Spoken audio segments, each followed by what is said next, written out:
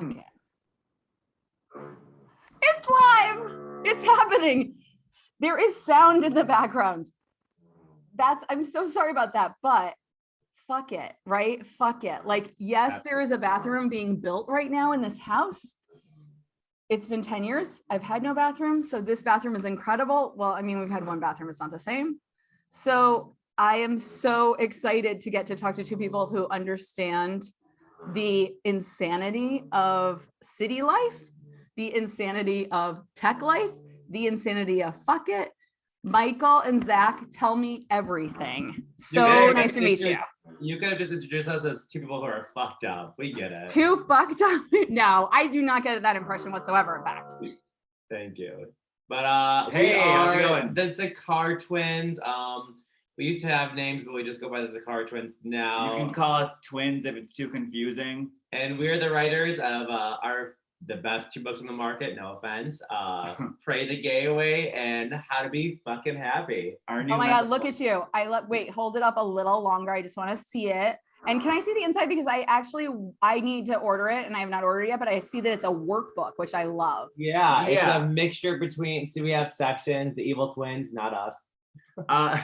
Our book was inspired actually after our first book, Pray the Gay Away. When we came out, we started journaling our feelings a lot. And it helped us heal. So going into mental health, we wanted to have the same experience for our readers. And, it's just like a journaling experience to find your happiness. And that's kind of where the book took off. Yeah. Okay. I'm super interested in all of it. You're in Detroit, right? That's where you live? Yeah. Okay. We're trying to move out of Detroit right now. We're going to be in LA too. I'm originally from Toledo, Ohio. So I feel like we're like close. We're like now. I'm going to Toledo this weekend. Are you serious? What for? For the zoo. That's it. It's what we do, right? It's a thing people do. You got a zoo and you got like a what McDonald's. Else is there to do in Ohio?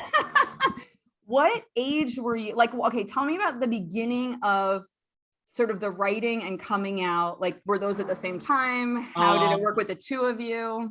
So I would say before we came out, we just went to school for film. Like, that was our main thing. We wanted to be film directors, create content as social media influencers as well. Kind of how Michael and I create. I want to show up. Like, we kind of just like write sticky notes and kind of like we're very big on like organization. Sticky noting like our thoughts. That's awesome. Yeah, Series, I mean, that's content, amazing. Well, as an overthinker, like we have like bulk sticky notes, like bulk. Just too many ideas in the head, and you just kind of want to put it all out there. And our first book kind of formed as like sticky notes, like things would happen to us. We just put them in sticky notes. And I always told Michael, like we're inspired from real life experiences. So we just had like real life traumas. Real life trauma of coming out. Our mom tried to de-gay us. Like, she threw holy water on us. The book literally wrote itself. Yeah, by the end of the year, by the end of like 5 years, we had maybe 200 sticky notes, and we were like, the book just kind of formed. And as we were film majors, and we were like, okay, maybe this will be a movie one day. But we were like, you know what? It just makes sense as a book.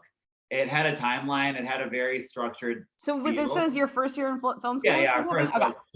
Okay, I got it. I love that. I feel like you were supposed to be my brothers because I have identical twin brothers. They are very handsome. I feel like they're like my hot brothers. Although they're getting older now. You're still in the the young zone. And when we were little, my mom asked me to give them the sex talk. And when I did, I was like, this is how it works if you're straight, but you may be gay. And it became this joke in our family that I was always trying to do what your mom was doing, but the opposite, like in gay them. You were trying to gay them. I was trying to gay them. And I was like, I have to send them this. I have to make sure that they listen to this podcast. Wait, are they gay or no? No. So they failed you. That's disappointing. It didn't work.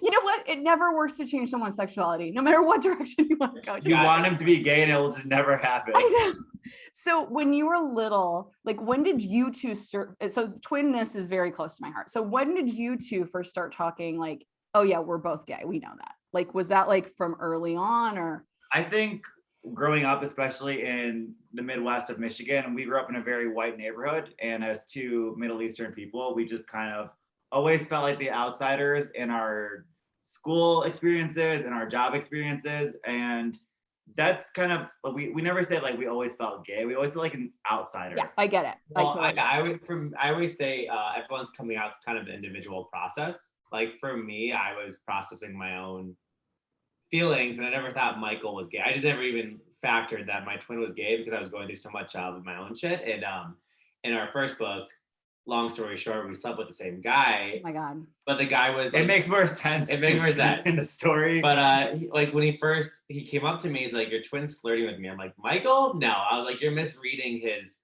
my intention. I was like, there's no way. I was just like, there's no way. So I guess coming out, like when we both came out to each other, it was just kind of like it was very much like a sister moment. I don't know if everyone knows that reference, but it was like a shock to both of us because we kind of parted ways in high school. Zach was like the jockey one and I was the artist. And at that moment, like we really came together and like became soul sisters. Sure. You, so my brothers also always thought they would work together. Now they do. Now they do. Well, long story, but basically they both run Taco Bells. So one of them like inherited Taco Bell's from his wife. He lives in Columbus. So he works on like the family business of Taco Bell's and brought the other brother who lives in Seattle now into that family business so they could be close to each other. They're making money now. Okay. Taco Bell is it. I can only imagine. Especially in Ohio, you know, everyone thinks like Taco Bell. Owning a Taco Bell is different from like working at one. Yeah. So when you like how, okay, so many questions. Let's go back to the book and then I want to know about working together. So when you started writing, like what is your writing process? Maybe so Michael and I write what's important to us and what's actually happening physically around us. And like I said, Pray the Gay Away was our way of healing therapy wise. Like we were writing as we were healing. Like the first draft of the book was really dark and mean. And like that was the worst process. Like we submitted our first draft when it wasn't ready. It was like 70 pages in and like it was just a bunch of angry thoughts at some of them. We're like, this book is gonna sell so well to an agent. We got like 70 no's instantly. Yeah, I think the writing process is just such a long process because it's like it goes through so many transformations. Like our new book, How to Be Fucking Happy, wasn't a workbook. Maybe 2 months until release. I think it's amazing. I mean, I think it's super interesting because I literally was talking to my agent this morning about workbooks. Like, it's a very natural. It's almost interactive. As somebody who works on apps, I build apps, like there is something very interactive about that. And I think when you're working with mental health, like it needs to be very concrete and actionable. So it makes so much sense to me that that's where you landed. Yeah, we wrote it and I was like, it's cute, but like it doesn't really help anyone because like there's nothing. And then like literally maybe like 2 weeks to release, we like added all these lessons. I'm like, that's what it needed. And also if your agent's watching. I just think did you self-publish both of your books? Both, and I'm so fucking like. Here's a weird thing. Over it? I'm so over it. Like and here's the thing. Like we have so many good cover letters. Like both books are Amazon bestsellers. I'm like, why the fuck don't we have? Well, and you have an amazing social media presence. I mean, when I first got the email, I was like, wait, let me look, and I was like, whoa, look at this. Yeah, the rejection that we had one reject. I pitched this to this lady, and she's like, I don't think you have a market. She's like, you need a following. And I'm like, wait, what? You need a following? Had she not looked? She said our following was too small for books, which I mean. I'm like 100K, like, bitch, like. I get it. I mean, like. 100K is really good, I think. I think it's at least a solid footing to at least launch a book. But wait, so I'm curious. I don't know if this is like going overboard. No, we can talk about it. My book. How did you find an agent? Like so I have like a long history. So I started in books. That was my first job in New York. And I worked at a publishing house called Harcourt, and all my friends were in the book biz.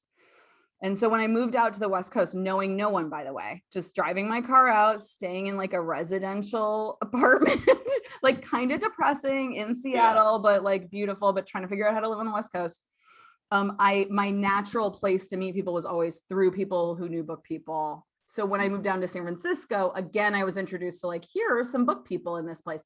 So I became friends with the person who is now my agent. That makes sense. It's all about just like long-term relationships and like, we're like, we don't have any like, are struggling to find agents. And I know it's the friend thing, and I'm like, who the fuck wants to be our See, friend? I think we got locked into, I think, like acting and actor. Like we know a lot of like those types of connections, but the book connections for us was such a new field. And we like, so you're actors as well. I mean, I know you wrote a play. You're also actors. Like you're doing everything. yeah. So the first book, Pray the Gay Way, we actually wrote into a national stage tour and toured it for about 2 years until COVID came in the picture. Yeah, and that was our first time acting on Broadway, and that was a really weird experience. I think the thing fun. I think that what we struggled with most is marketing. Like the first book, I'm not like, without being like my ego talking, the first book did really well for us. Like it sold because it was about us. This book is more about helping others, and it's more of a slow burn right now for this marketing because no one wants to report news on mental health. We don't talk about it. It's a hard time. My book published last year, like 2020. I mean, time has no meaning. So 2020, and like literally, it's a hard time for this. I think too, I think really like in the world of marketing, we're talking honestly, I think, and I don't mean to say this in like an ugly way, I think people on the internet view us as pretty. They don't see the writer side. I get that, by the way. I get that. I was actually going to say, I bet the challenge is not your following, like the perception that you're following is only like taking in your life. I'm not kidding you. Every single review we get, and this even was for the play, people keep saying, I'm surprised it was so good. I'm like, because like we're good writers, but they only see this like side of us that's like, so I was like, if we just had like, we do well, like our marketing is well, but if we had like a different market of like real book marketing, these books would be like New York bestsellers. I agree because I had to dig into you both to understand what was going on. And then I was like, oh, I definitely want to talk to them. Like, it's like a really great alignment, but it wasn't obvious quite at first, but like your journey is super interesting. How did you pivot into the mental health part? Like what made that turning point? So for me, I went through an extremely bad breakup, someone I thought I was going to marry. And for me, my mental health was shot. It wasn't like recently. My mental health has always been like, on the board. It wasn't like, oh, now I'm mentally ill. It just, I went through a really bad breakup. It was traumatic. And Michael, I went through a really bad breakup, and through the process, just kind of wrote down advice I'd wanted to give myself. And then Michael kind of attached his advice, and then we went through more of a general life. I said, okay, we went through love, we went through work, we went through like the traumas of your life, family. And I think for me personally, like his was all about like what started the book in general was actually his big breakup. But for me, I think even when I was looking for a therapist as a queer man, like I couldn't find a lot of people I connected with. And I think writing a book, not saying that it's specifically for a queer audience, but we are a queer brand. I think LGBT people get kind of lost with mental health because we wanted to put our part and our say into it.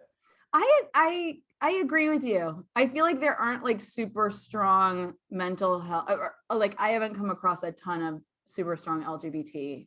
I mean, I think mental health in general is so hard to like, not necessarily market or even talk about, but no one wants to hear like, oh, my trauma. And it's also hard to say, like, it's also hard for us to market a book. Like, we put in the book, we're not therapists, we're your own personal like best friends just giving you advice, because like who knows to give you advice best, the people who like experience that. I feel like when you're always at like a party or a club, strangers always give the best advice. It's kind of like that feeling in the book follows. It's like we come from a really realistic point of view, and that's kind of how our mental health advice is given. We don't sugarcoat it, because I feel like with a lot of great mental health advice, you really need to like rewire your brain into thinking positively. And it's like, you can't walk around that. Yeah. You have to see the advice and understand it. And I think while journaling it, you really process what the advice is trying to say to you. I think the book started off more as a memoir. Like it was kind of like our journey of like fucked up, how we found happiness. So this book is like 1/3 memoir, 1/3 workbook, 1/3 self-help. Because every chapter starts off with a personal journal entry from Michael and I. Like one of the chapters starts off with Michael about to get arrested, because he did. And then it walks story for a different day. It walks you into the section of anger and how to deal with anger. But you kind of get to know us as we walk you into the lessons. And I feel like, with mental health, even with like, let's say go back to therapy, sometimes it's hard to talk to a therapist or open up to them because one, you feel like you're paying for a friend. Yeah, I get that. We kind of want to walk you into like, hey, your friend, your quote unquote, your friends have been there and now you're about to go there. It's more like you're giving yourself advice, because I do find like therapists are great, they're amazing, don't get me wrong. But I was talking to my one friend, I told her like, you don't have to listen to your therapist. Like whatever advice they give you isn't like the advice you should follow. So this is more like you're your own therapist. Like, what do you want to hear? Mm-hmm. Yeah, my challenge with therapy was always that I did not know what was going on with me. So I couldn't tell them. So if they're like, I would go in 5 different therapists, no one diagnosed anxiety disorder. Like I'd go in, I'd seem like I was doing really well on top of stuff, making it happen. But like no one actually saw that underneath I was having an anxiety disorder. I was like sick, nausea, migraines, all this stuff. So it's made it feel like in order to be good at therapy, you kind of need to know what's going on with you. I also find therapists kind of bring out problems for me. Like this is my own perspective. Yeah. I felt like my therapist brought out problems that didn't necessarily exist. Like I've heard that before. Yeah, I was like talking about my first book with my mom. Like I was like, and he's like, well, yeah, I was gonna ask whether your mom read your books. No, she came to the play. In the play, a drag queen plays her. So, oh yeah, I knew that. I actually read about that. So she was 50-50 on it. Yeah, she hasn't read the book. She doesn't read, period. But except the Bible. But like I don't know. I think when it comes to therapy, like me and my mom are fine now. I don't consider that trauma anymore. So he was just like trying to be like, well, what's your relationship with your mom like? I'm like, it's fine. Like I don't. Like, yeah. No and you kind of have processed that in a lot of different ways already, right? Yeah, and I'm also someone who can identify their problems really fast. Yeah, you're the opposite of me. Yeah, no, like no, Zach can identify them. He can't fix them. No, like I went to therapy and I told him like I knew what was wrong. I was going through a breakup, I told him, and then every session we kept like re-experiencing the trauma. He was like, let's go through the breakup again. I'm like, why? I just feel like we're you know what? I totally hear this. And I always try to be like, I don't therapy helps a lot of people. We know that therapy is very good, but for me as an overthinker, like sitting and talking extensively about everything is not a solution. It makes me feel I almost left feeling worse. Like I don't need to go and talk because I already am ruminating and like going over things so much that I actually needed to learn how to like get out of it, like to break the cycle and stuff. So my biggest problem was that too. Like I didn't really want to talk to a therapist because I talk a lot in general.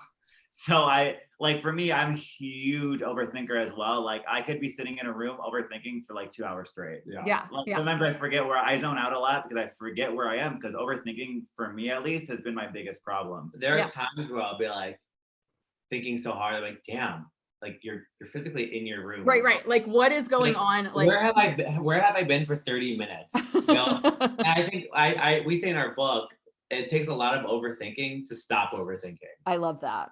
It's so, I overthinking. You kind of have to hit rock bottom a little bit. Isn't there like a little addiction quality around the overthinking?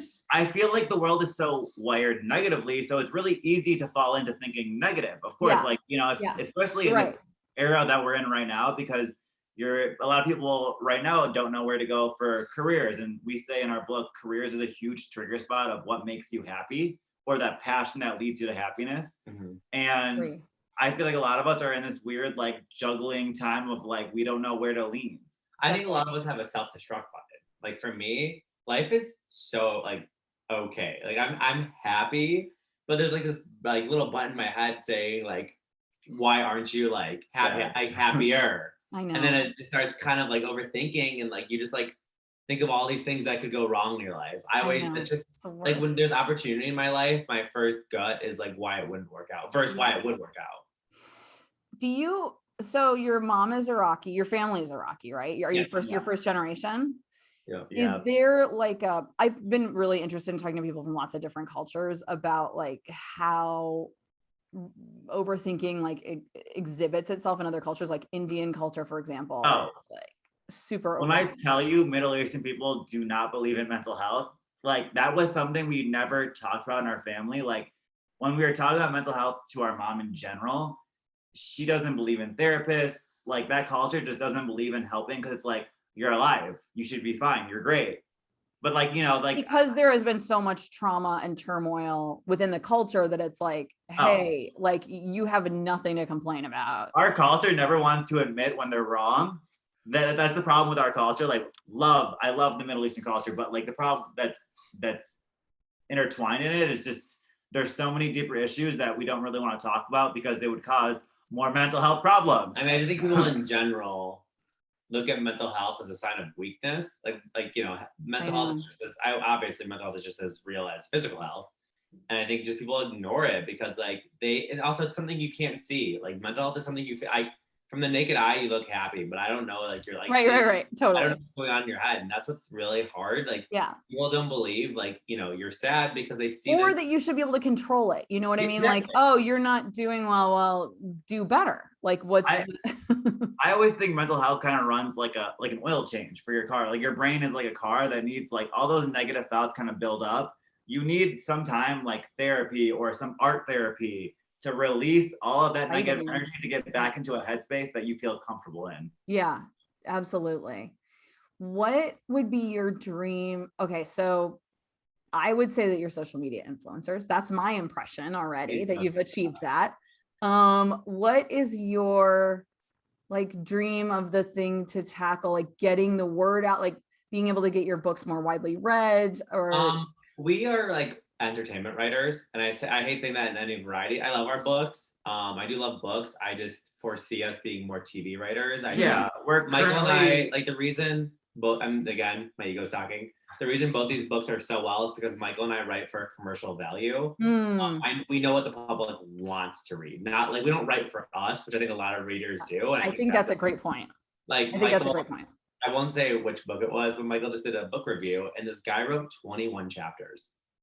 21 chapters, and I'm like, so we get consulted for writing a lot, and the book he's talking about, like it was about this man's life, but it was like every year he was born, he had like, and some of it was a rich person going through rich people problems. Like cut the fat, baby. And I'm like, I don't think a general audience is gonna feel bad for a rich person going. Yeah, I mean that's a person writing just for themselves, like basically, like that's their own. Which isn't bad. Which isn't right, but bad. it's not. It's a different thing than writing for an audience. But our dream is to. Well, we're currently actually working on a dream. We don't want to say too much. Yeah. We're actually in the process of moving to LA within the next 3 months. I was going to say that seems inevitable. Like when I say we are writers, I would love to be a writer for anything. Like I would be happy like dying as a staff writer for like a TV show. Yeah. That's our main goal is TV writing. Or like if these like I said, our books are like we only have 2, and I think the world views us as like our first book, we wrote a book, it did well, but people aren't viewing you as a writer because it's one single book. We came out with a second book, and now it's like, okay, are they writers? And I told Michael, like, now we need a third book. So we have right now drafted a third book, 3 movie pilots, and 2 TV pilots. Oh my God, amazing. So we're hoping that it could become to fruition within the next 5 to 6 years. So you might see it. Okay, I assume that I will. I assume I will. Fucking right. I have this random question about your breakup, which is after your breakup, did you have? This is something I'm interested in writing about. So after your breakup, did you have like a breakdown? Would you have described it as a breakdown? And like, what did that? Did you think? What do you think of that as being? So so I'm struggling with my life right now because I'm not where I want to be with my work. Like I said, I see myself in LA, and I think I'm stuck. Right now, we're currently stuck in Michigan. And I think for such a long time, I was comparing his life, when he moved, and his life was not necessarily going up, but he was just like changing. And I was stuck in this, a big thing we talk about in our book is evolve and repeat. He was evolving. Like he was evolving as a person, new job, new people. And I was repeating the same trauma. I was stuck here in my head overthinking, and I went through multiple breakdowns, and we went through a really toxic phase. He told me that he like wanted to marry me in the future, just not right now. So it just left this weird open door, and I just like couldn't understand it. Then he started dating someone else, and it got messy. And we're at the point where like I just saw him last week. Like, after 6 months of like not talking, we just kind of reconnected as friends. We did Molly together. Like, it's just a weird phase. Like, I'm in a weird phase of my life right now, but I think going through that breakup made me so much stronger. And I hate Mm. saying that I did do like drugs and whatever, but that's like you're trying to be cathartic, right? That's like that was what he was trying to do. I know. I'm not saying it like leads to that necessarily, but that's like the goal, right? Like, oh, we're evolving. We're like, it's so hard to say like my friends are so sick of my breakup phase, even Michael. But it's hard to say like get over it, because this is someone like in my life, and like it's obviously like a deeper connection. Like, yeah, we did some shitty things and the shitty things happen, but like I say everyone's on their own journey of happiness. And at that point we broke up, I just wasn't a part of his journey of happiness. I don't think I am in the future. I just think like I'm okay with being his friend right now, and that's it. I think would you describe it as a breakdown? Like, did you like get to the point where you were sort of incapacitated? Because the thing that I'm really interested in is breakdowns. Like, here's the thing: I wasn't in love with him until we broke up. Here's the thing: when we broke up, I became crazy. When we were together, I actually wasn't into it as much as I was when we broke up. When you lose something you have, you're like, that was mine. Like, I honestly like wasn't crazy before the breakup, and I will say breakdowns.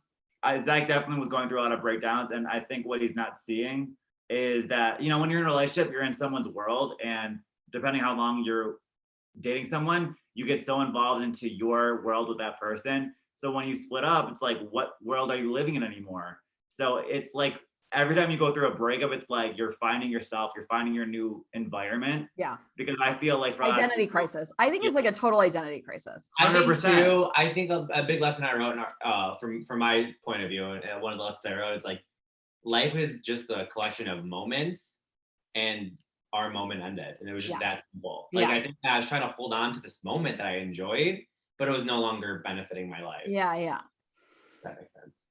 The thing that interests me about breakdowns is that I had what felt like to me like a breakdown, like a nervous breakdown when I lived in Seattle, where I didn't feel like I could even go to the store and buy something. Like, I couldn't talk to anyone. I ended up somehow getting on a plane and going back to Toledo, Ohio, and staying at home for a month.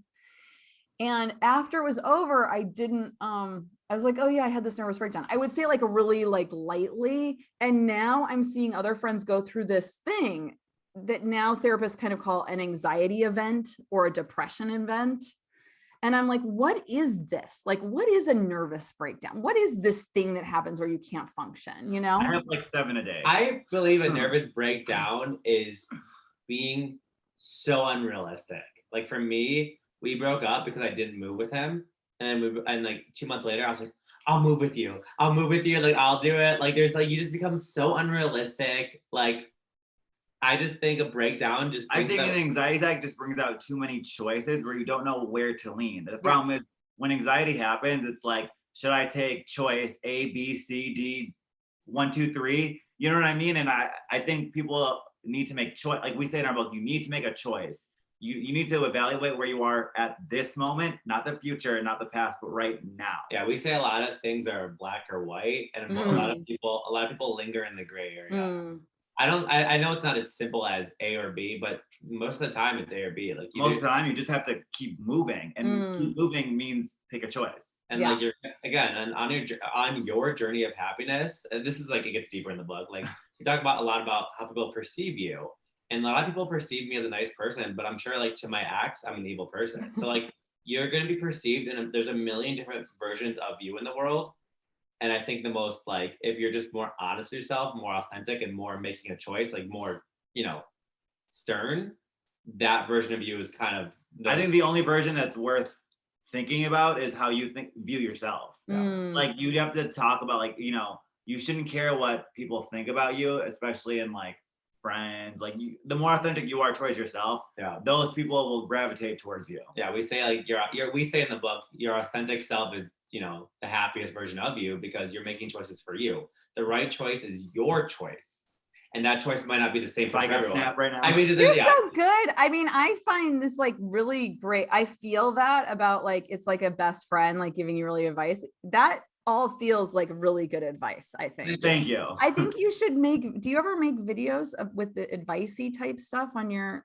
Here's the thing, like, we're naturally funny people, and it's like it's hard to get We're working on a podcast right now to promote the book, And it's just me and Zach have a problem with our voices. We even did an audiobook for this one, and it's 3 years of the process. We have over 90 hours of audio that we hate just because I hate the way my voice sounds. Do you know why you hate your voice? This is true. I self-conscious. learned it's because you hear it inside your head and it's lower than what you hear externally. It's kind of like when you look in a mirror and it's the reverse of your face. And you're like, 100%. that face is wrong. I hate the way my face looks when it's like the way other people see it. Because I'm used to the mirror look. And it's the same with your voice. I think, well, mostly for us, like, I think just That makes sense. I'm happy with this book. And it's just like, I talked to Michael, I was like, okay, so how long do we want to be like, quote unquote, like we're switching our brand from like, you know, models to mental health advocates. Like how long? So we're trying to do this new But I think you can do both. We can. I just, for me, like this, I told Michael, like the shitty thing for me, we have dark humor. Like, and that's what's struggling. Like, I think a lot of people with mental health are like, I am super drawn to dark humor stuff. Well, we were doing like, it's like the same thing with my therapist. Like I was talking to him, I'm like, yeah, I just want to kill myself. He's like, what? I was like, no, I didn't mean it like that. That's just how I talk. Yeah. And he looked at me, he goes, are you sure? I go, yeah. And then he called me on the phone because I missed an appointment. I was in New York. And I said it again. I was like, I'm in New York, and there's just so many people I want to kill myself. And he's like, what? He's like, that's strike 2. I was like, oh, Strike 3. So for me, I'm just trying to figure out a way to organically market our advice. Right. I guess for me and Zach, is a lot of people see us as influencers, and we love that. I mean, it's the reason why we are quote unquote bestsellers. But if I could delete social media, I would. We're talking about like after we get signed in LA and all that fun things, like we're probably going to delete our social media. We kind of want to take a social media break, which we talk about also in the book. For mental health. Yeah, you need a social media break. I told Michael, I was like, okay, I was like, we got to find a literature agent.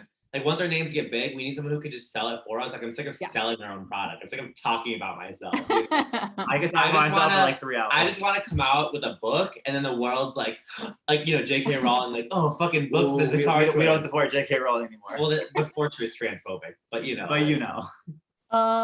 Totally. That, I mean, I know that feeling. It's exhausting. The hustle is exhausting. Yes. I would say the worst part of actually having a book is the marketing of it. Yeah. It's just like, you know, when you think so highly of yourself, and I'm sure you think the same way of your book, and it's like, you know, you don't see it being like, you know, obviously like a New York bestseller. I'm like, why? Like, why? Well, the New York bestseller, the rules for that are very weird. You have to sell like what, 60,000 in the first. No, it was 10,000 books in the first 6 months, but like, it's just like shitty celebrities just like come out with a book that isn't written by them, and it's like a New York bestseller. Like who just came out with Alex Trebek? I'm like, what is his life? Like Jeopardy or which one? Did he pass? He's dead. Oh, okay. Well, That's why. Well, I love talking to you both. I think you're like great voices in this scene. I think it's like totally needed, and I love your energy. Yeah, thank you. I want you to be my therapist. So when did your first book come out? My first and only, because like you, I'm not a real writer yet. I saw it. I love the cover. At least the cover. Thank you. Yeah, it was March. It was like right as COVID was hitting. No, it was May. Sorry. So it was right after. Like you just came out. Oh yeah. It was like the moment of, and everyone was too shell shocked to even think about their mental health. Like now mental health is getting talked about more, but like in the beginning it's cool. It's cool now. Now it's very popular. Now it's cool. We got it. So how long did it take you to write your book? So I had an interesting thing where I started working on Beautiful Voyager and getting really fascinated with the topic. Like I just started writing constantly. I was just really curious about just people and how they viewed mental health and how I was fascinated by it. Like I just find it very interesting. Love trauma. It's so interesting. I don't find it like, I don't have stigma around it whatsoever. So I just find it fascinating. It's so fascinating to me that everyone thinks so poorly about themselves. Like it's crazy. And I'm like my ex, like I was like talking to my ex and he like thinks so poorly. I'm like he was like, I'm ugly. People are very hard on themselves. People. Yeah. And I'm like, just like, and it's like, I told Michael, like, we give such good advice. Like, why can't we take our own advice? Like, we're awesome. I think that's true for everyone. So I started writing a ton. I was just fascinated. It was just like kind of like constant sticky notes, just like all the time I had things I wanted to write about. And then I met with my friend, the literary agent, and I started telling her my ideas, and they were like, I want to commission researchers around the world to look into anxiety and like, what is it in all these different cultures, blah, blah, blah. And it just was getting bigger and bigger and like clearly so overthinky. And so I realized it. I was like, what am I doing? This is just like spiraling into something massive. And I stepped away. I was like, I'm not going to do it. I'm going to step away for 4 years. Oh, wow. And then, and I didn't even know what was going to happen. Like, I was just like, I'm stepping away from this. I was certainly busy. I've always worked in tech. I've worked at lots of different companies. So I was helping. Pinterest page ready. Yeah. I'm going to be looking at that. And so then I basically was helping somebody else try to get their book published. And as she was selling her book, it just like snapped, like, now's the time. And it became really streamlined, really clear. Like everything happened really fast after that. Like I sold it within a month. Oh, wow. And like wrote it within 7 or 8 months. Like it all just happened very fast. When the energy is there. Like, yes. Like I said, this book was garbage like a year ago. It was the last 2 months. I was like, this is the book. Yes. And when it is there, I think it's really hard for people to step away when it's not there, just like trying to force it. I get it. I mean, I've done that many times. So that was something I really learned, was to like step away from it. The book this friend's book you edited, you don't have to answer it honestly. Was it so bad that you're like, I should publish my fucking book? No, it wasn't. I mean, great question. I thought it was not a great idea. I was not interested in reading it. She just happened to tell me about like that she wanted to make this book happen. I was like, let me see if I can like introduce you to somebody. And it ended up selling.